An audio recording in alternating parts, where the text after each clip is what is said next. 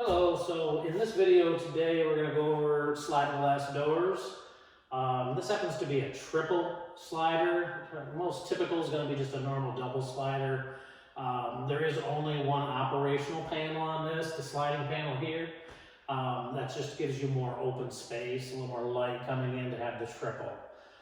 Typically just a simple thumb lock for these. These handles can get loose over time, a lot of use, things like that. A couple of screws here to tighten that handle assembly back up. We're going to open these up, lift them up, lift the thumb turn up, and just slide them up back and forth. A couple things as far as maintenance goes on sliders. We want to always make sure we keep the track clean.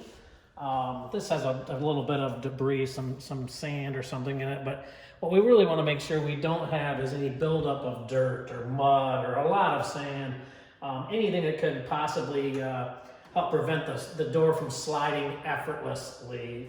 It's a good idea to lubricate these door jambs and sliders.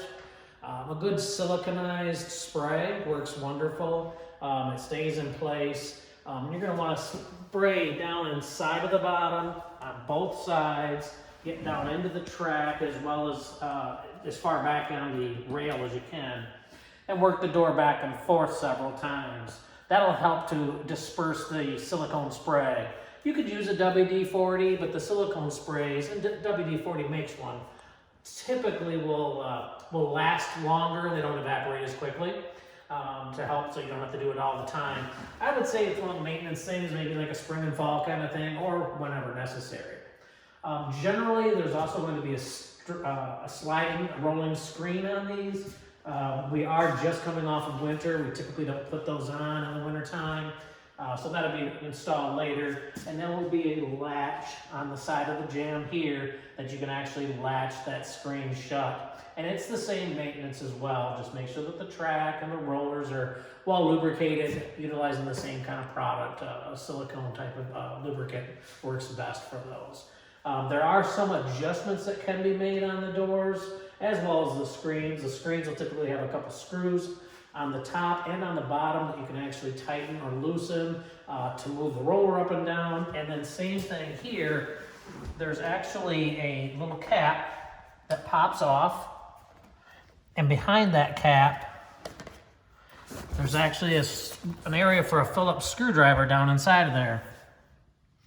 And that Phillips screwdriver head, if you will, or screw head, can be turned counterclockwise to raise clockwise to raise it, counterclockwise to lower it. And that'll usually affect how well it rolls. The doors can get a little bit out of level, if you will, as with shrinkage and so on goes on in the house. You don't normally have to adjust them. They're adjusted when we're done with the house, but something to be aware of if you ever do need to do that. And then these covers just snap back on. That's usually about the most maintenance you have to do, obviously keeping them clean, that sort of thing.